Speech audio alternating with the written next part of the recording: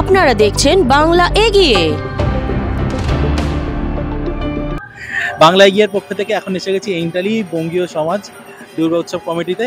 আর ওনাদেরকে এত সুন্দর ভাবনার জন্য এই স্মারক সম্মানটা তুলে দেওয়া হচ্ছে। তো কেমন লাগছে আপনাদের? প্রথমে একটা ছবি হয়ে যাক। তো কেমন লাগছে দাদা? ভালো লাগছে, আপনারা আমাদেরকে সম্মানিত করলেন। আপনি দেখতেই পারছেন আমাদের পশ্চিমবঙ্গের সাথে সাথে এই ভারতবর্ষের যে অবস্থা, সনাতন ধর্মের ব্যক্তিরা তো সনাতন ধর্মকে মানছে, কিন্তু কোথাও না কোথাও সনাতন ধর্মকে শেষ করার একটা চক্রান্তও চলছে। সেই জন্য আমরা 4টে যুগের কনসেপ্টে ঐতিহ্যর মাধ্যমে তুলে ধরার চেষ্টা করেছি। আর এই সম্মান থেকে বেশি আমরা খুশি তবে হব, সম্মান পাওয়ার থেকে খুশি তবে হব যখন আমাদের ব্যক্তিরা বিভিন্ন সোশ্যাল মিডিয়া থেকে বাইরে বেরিয়ে গিয়ে আমাদের যে গীতা, মহাভারত, রামায়ণ, বেদ তার জ্ঞানটাকে বুঝতে পারবে, লোকের মধ্যেখানে ছড়াতে পারবে।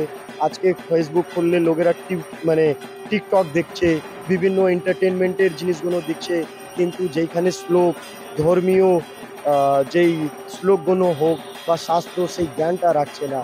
আমি সেই দিনই খুশি হব যেই দিন আমার চোখ বা আমি আমার জীবনে দেখতে পাবো এই সনাতন ধর্মটা একটা এমন জায়গায় পৌঁছে যাবে কি ভারতবর্ষের ব্যক্তিরা সেই সময় ভারতবর্ষের বাইরেও ব্যক্তিরা সনাতন ধর্মকে গ্রহণ করে নেবে।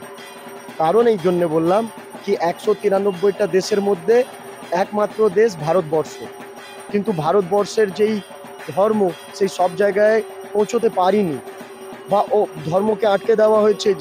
এই ধর্মটা বৈজ্ঞানিক ধর্ম, তাও আমরা আটকে গেলাম। আমি বলবো এই ধর্মকে বিশ্বগুরু জায়গাতে নিয়ে যায়। তো আপনাদের এই প্যান্ডেল করতে গিয়ে আপনারা বাধার সম্মুখীন হয়েছিলেন। শুধুমাত্র 15 থেকে 16 দিন আপনারা পেয়েছেন এই প্যান্ডেল আর প্রতিমা সহ। দেখুন, বাধা তো পেয়েছিলাম 2023 সাল থেকে। 23 সাল থেকে আমাদেরকে কোর্টে লড়ে পুজো করতে হয়েছিল। 48 ঘন্টা আগে পারমিশন পেয়েছিলাম। সেই সময়েও কিন্তু অন্য ধর্মের ব্যক্তিরা আমাদের পুজো মণ্ডপে হামলা করেছিল। 24 সালেও আমাদের খুঁটিটা ফেলে দেওয়া হয়েছিল। আর এই সময়েও কিন্তু প্রশাসনিকভাবে যেই সাপোর্ট পাওয়া, সেই সাপোর্টটা কিন্তু সম্পূর্ণভাবে আমরা পাই না। বাইরে ইনলিগাল পার্কিং থাকে বিভিন্নভাবে। লোকাল কাউন্সিলার্স, এমএলএরা, আমরা যেহেতু হিন্দু ধর্মের ব্যক্তিরা, হিন্দু ধর্ম মানে বিজেপি বলে কোনোভাবে সমর্থন সহযোগিতা করা হয় না। আমরা নিজের ক্ষমতায় পুজোটাকে নিয়ে চলার চেষ্টা করছি। আমরা মা দুর্গা, আমরা আমাদের সনাতন ধর্ম, তার অস্তিত্ব, তার পরম্পরা, তার রীতিনীতি সমস্ত জিনিসগুলোকে মানি বলে আমরা চলছি। কোনো ব্যক্তি আমাদেরকে আটকাতে পারবে না। আর একটা কথা বলতে চাই কি, ভবিষ্যতে দেখবেন এই উত্তর কলকাতা জেলাতে সন্তোষ মিত্র স্কোয়ারের সাথে সাথে এক সময় আমি এই পুজোকে এমন জায়গায় নিয়ে যাব কি যেইভাবে ওইখানে লক্ষ লক্ষ লোক আসে, এইখানেও লক্ষ লক্ষ লোক আসবে আর পা রাখার জায়গা। এই 15-16 দিনের যেতে এত কিছু করার পরেও তাহলে যদি আপনাকে শ্রেয় দিতে হয়, তো কাকে কাকে শ্রেয় দেবেন? সবার আগে আমি শ্রেয় দেবো আমার শিল্পী মনোজিৎ সরকারকে, ওনার শিল্পীরা যারা আছে, রিয়া,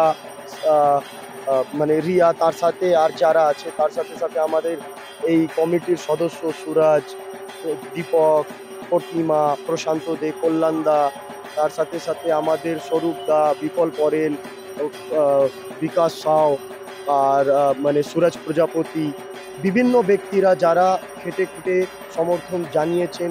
সমস্ত এই পুজো কমিটিটিকে জড়িত যারা আছে সবাইকে আমি কিন্তু অসংখ্য ধন্যবাদ দেব ওনারা না থাকলে। আর সাথে সাথে আমাদের পাড়া প্রতিবেশী যারা পল্লীবাসীরা আছে, তারা আমাদেরকে প্রচুর হেল্প করেছে এতটা প্রেশার হওয়ার পর। সামনে নেই যেহেতু আমরা লড়াই দিচ্ছি, কিন্তু যতটা মোরাল সাপোর্ট দেওয়ার ওনারা দিচ্ছেন তাতেই আমরা খুশি। আর এই পুজোতে আমরা ভবিষ্যৎ আর বড়। ডেফিনেটলি ভালো কাজ করতে গেলে বাধা আসবেই, তো বাধাটাকে কাটিয়ে এগিয়ে যাওয়াটাই লক্ষ্য ছিল আমাদের। তো সেই জায়গাটা অ্যাচিভমেন্ট করতে পেরেছি এবং তার সঙ্গে সঙ্গে পুরস্কার একটা আলাদা এনার্জি আমাদের দেয়। তো ডেফিনেটলি খুব ভালো লেগেছে। সংঘর্ষটা অনেক কঠিন ছিল, লড়াইটা অনেক কঠিন ছিল, কিন্তু সব কিছু পেরিয়ে আমরা যে একটা এই ধরনের একটা ঐতিহ্যপূর্ণ একটা নিদর্শন তুলে ধরতে পেরেছি, এটা আমাদের কাছে অনেক বড় ব্যাপার।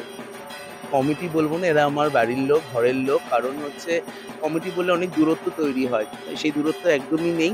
কারণ তাহলে আমরা অক্লান্ত পরিশ্রম করে এইভাবে কাজটা উঠাতে পারতাম না। তো ঘরের লোক বলেই আমরা কাজটা করতে পেরেছি, সেই ভাইবটা ম্যাচ হয়েছে বলে কাজটা করতে পেরেছি।